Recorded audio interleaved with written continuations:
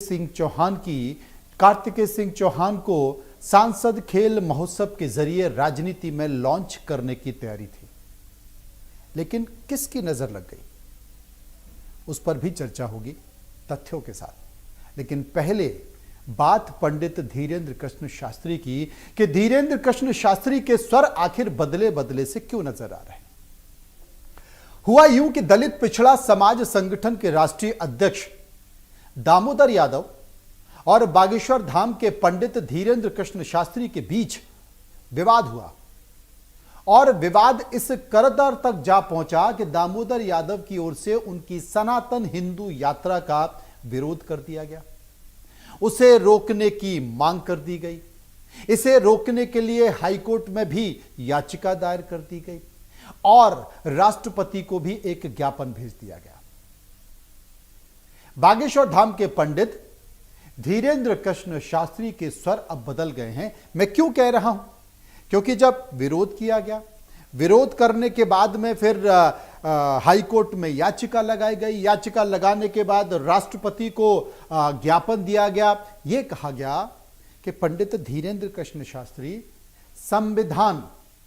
संविधान के खिलाफ जाकर काम कर रहे हैं, क्योंकि धीरेन्द्र शास्त्री 7 नवंबर से 16 नवंबर तक दिल्ली से वृंदावन तक करीब 170 किलोमीटर की लंबी सनातन हिंदू एकता यात्रा निकालने जा रहे हैं, जिसका विरोध कर रहा है समाज।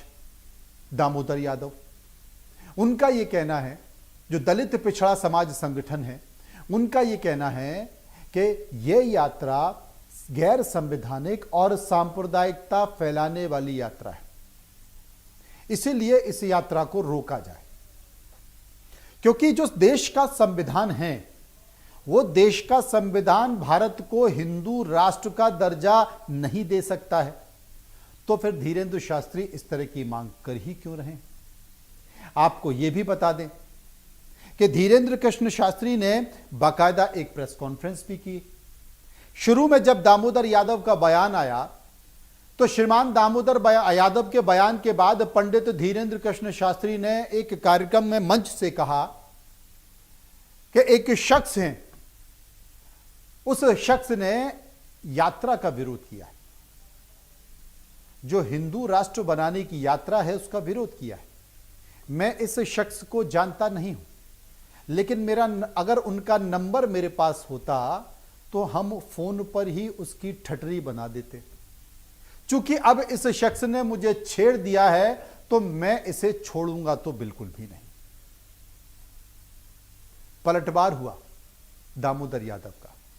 दामोदर यादव ने कहा है कि अगर तुम्हारी हिम्मत है तो मेरा कुछ बिगाड़ कर दिखा दो, देखता हूं कि तुम कितने बड़े संत हो, कितने बड़े पंडित हो और कितने बड़े जादूगर हो, पुड़िया खोल कर दिखा दो।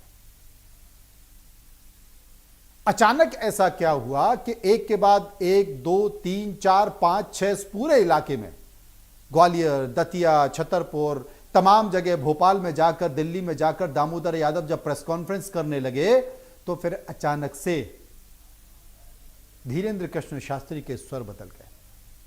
धीरेन्द्र कृष्ण शास्त्री ने पत्रकारों के सवाल का जवाब देते हुए कहा कि हम उनके बारे में कुछ भी कहना नहीं चाहते, हमें कुछ भी नहीं करना है, उनको जो करना है करे, हमें उनसे कोई मतलब नहीं है। यानी कि छेड़ोगे तो अब हम छोड़ेंगे नहीं का जिक्र करने वाले पंडित धीरेन्द्र कृष्ण शास्त्री के स्वर बदल गए हैं और वो कहने लगे हैं कि हमें अब कुछ नहीं करना है। सुन लीजिए किसकी क्या बातें। बागेश्वर धाम के एक शास्त्री हैं धीरेन्द्र शास्त्री, वो एक यात्रा पहले निकाल चुके थे और फिर से एक यात्रा निकाल रहे हैं, जिसको उन्होंने नाम हिंदू एकता यात्रा का दिया है। सनातन एकता, हिंदू एकता, इस तरह का कुछ दिया है। असल में वो स्पष्ट तौर पे ये कह रहे हैं कि हम हिंदू राष्ट्र बनाने को लेकर ये यात्रा कर रहे हैं। मेरा स्पष्ट इसमें कहना है, दलित पिछड़ा समाज संगठन का भी और हमारे आज़ाद समाज पार्टी भीम आर्मी के सभी साथियों का, कि ये देश धर्मनिरपेक्ष देश है भारत के संविधान के अनुसार। तो इसलिए इस देश को अगर किसी एक धर्म का बनाने की कोई यात्रा करता है तो वो गैर संवैधानिक भी है, और निश्चित रूप से धीरेन्द्र शास्त्री तो फिर इस देश में सांप्रदायिकता फैलाने का प्रयास भी कर रहे हैं। इसलिए हमारे दलित पिछड़ा समाज संगठन ने पिछली 20 तारीख को, आज से लगभग 11 दिन पहले, महामहिम राष्ट्रपति को चिट्ठी लिखी थी, उनको मेल भी किया था और उनसे आग्रह किया था कि इस यात्रा को रोका जाए। उसके बाद उनको मेल किया, उसके बाद फिर 3 दिन 4 दिन पहले फिर से हमने रिमाइंडर किया। अगर राष्ट्रपति जी से कल तक परसों तक कोई उत्तर आ जाता है तो, क्योंकि अब ये नेशनल मीडिया भी दिखा रही है, तो मुझे लगता है कि शायद राष्ट्रपति के यहाँ से कोई ना कोई एक्शन हो। अगर नहीं होता है तो सोमवार को हम लोग कोर्ट जा रहे हैं यात्रा को रुकवाने के लिए। धीरेन्द्र को मैं एक संत नहीं मानता, और संत इसलिए नहीं मानता क्योंकि कोई संत, परसों धीरेन्द्र शास्त्री ने हरियाणा में एक मंच पे मुझे गालियां देने का काम किया और मुझे मारने की धमकी दे रहा है, आडंबर और पाखंड फैलाने का काम कर रहा है। इसको तत्काल प्रभाव से न सिर्फ इसकी यात्रा बल्कि इसकी कथाएं भी बैन होना चाहिए, क्योंकि धार्मिक कथाओं के माध्यम से ये उन्माद फैलाने का काम कर रहा है। धीरेन्द्र शास्त्री, आडंबरी धीरेन्द्र शास्त्री, पाखंडी धीरेन्द्र शास्त्री, संविधान विरोधी धीरेन्द्र शास्त्री, इस बात का जवाब दो। मुझे पता नहीं था कि तुम भूमाफिया भी हो, और अगर भूमाफिया नहीं हो तो जरा बताओ, डबरा में जिस मंदिर का उद्घाटन करने जा रहे हो, जो 100-125 एकड़ पे मंदिर बना है, वो जमीन कहां से आई? जिन श्रीमान ने वो मंदिर बनवाया उनसे भी पूछ रहा हूं, मेरे जिले के हैं, बताओ वो जमीन कहां से आई? शुगर मिल हुआ करता था, उस शुगर मिल के में किसानों का करोड़ों रुपया खाया है, और शुगर मिल को वो जमीन सरकार ने लीज पे दी थी। और अगर सरकार ने किसी जमीन को लीज पे दिया है तो क्या वो जमीन वो व्यक्ति जिसको लीज पे मिली है किसी दूसरे को दान में दे सकता है? कंपनी एक्ट के हिसाब से नहीं दे सकता है। तो कैसे 2 भाई हैं जो शुगर मिल के मालिक थे, एक भाई से दान पत्र लिखवा लिया गया और दूसरे भाई ने मुख्यमंत्री को शिकायत की है। जब रामो तिवारी जी बैठे थे तो एक न्यूज चली, एक कोई बहुत बड़े महापुरुष हैं, उन्होंने कहा बागेश्वर बाबा की पदयात्रा नहीं करने देंगे, सुप्रीम कोर्ट जाएंगे। हाँ, कल के ही ना, कल के ही, उनका नाम तो हम भूल गए। उन्होंने राष्ट्रपति जी को पत्र लिख के कहा है कि बाबा की पदयात्रा आएगी तो हम लोग रोकेंगे, वो सुप्रीम कोर्ट जाएंगे। अब हमारे पास उनका मोबाइल नंबर नहीं है, नहीं तो हम ठटरी तो पहले फोन से बाहर थे। उन्हें ये पता ही नहीं है कि हम बहुत टेढ़े आदमी हैं। पहली बात तो तुम्हें छेड़ना नहीं चाहिए, वो छेड़ा है तो अपन छोड़ेंगे भी नहीं बेटे। देखिए, हमें उनके बारे में किसी भी विषय का पता नहीं है। उन्होंने विरोध किया, हमने वो वीडियो देखा, हमें इससे कोई बुराई भी नहीं है। सबको अपनी अपनी बात कहने का अधिकार है, सबको अपने अपने हिसाब से अपनी बात रखने का अधिकार है। जो हिंदूवादी हैं, यदि हिंदू एकता चाहते हैं तो वो हमारा सहयोग करें, यदि हिंदू एकता नहीं चाहते हैं तो आप हमारा सहयोग ना भी करें, कोई दिक्कत, हम उनको जवाब नहीं देंगे। इस देश का एक एक हिंदू बच्चा उनको जवाब देगा। ये हमारा दायित्व नहीं, हिंदुओं का दायित्व है, क्योंकि हम हिंदुओं की लड़ाई लड़ रहे हैं, हमारी निजी कोई लड़ाई नहीं है। ना हमने किसी के बैल छोड़े, ना हमने किसी का कोई अपराध किया है, ना हम किसी को भला बुरा कहते, ना किसी मजहब को भला बुरा कहते, ना हम इस्लाम के विरोधी, ना ईसाइयों के विरोधी, हम सिर्फ, ना हम जातियां मिटाने की बात कह रहे हैं, ना हम कुछ। यदि उनको लगता है कि हम गलत हैं तो शायद वो कह रहे होंगे कि हम गलत हैं, लेकिन उसमें हम ये कहेंगे कि उनको जवाब हम नहीं देंगे। एक एक हिंदू बच्चा उनको जवाब दे। यदि हम गलत हैं तो हमारा विरोध करें, और यदि वो गलत हैं तो उनका विरोध। बाकी हम उनको यही कहेंगे, भैया आप हमारी विचारधारा को समझ लोगे तो शायद आप, हमारी लड़ाई है अधिकार की, हमारी लड़ाई है हिंदुओं के एकता की। हम ये चाहते हैं कि जब 1947 में 1947 में देश आजाद हुआ है, इस बात पर आजाद हुआ कि एक विशेष मजहब के लोगों ने एक जमीन मांगी और उनको वो दी गई, लेकिन अर्ध रूप से बंटवारा हुआ, पूर्ण बंटवारा नहीं हुआ।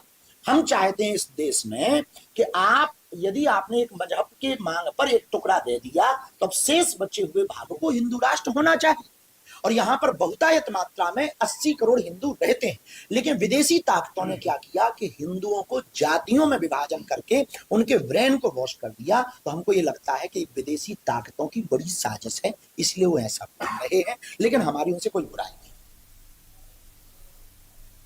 पंडित धीरेन्द्र कृष्ण शास्त्री, जिनको अभी हम सुन रहे थे, उस बात का जिक्र कर रहे थे कि जब एक विशेष समुदाय के लिए इस देश का एक टुकड़ा दे दिया गया, यानी कि वो पाकिस्तान का जिक्र कर रहे थे कि मुसलमानों के लिए पाकिस्तान का टुकड़ा दे दिया गया, तो फिर सारे मुसलमानों को वहाँ होना चाहिए और जो बहुत अल्पसंख्यकों को वहाँ होना चाहिए और जो बहुसंख्यक हैं यानी कि जो हिंदू हैं उनको यहाँ पर होना चाहिए।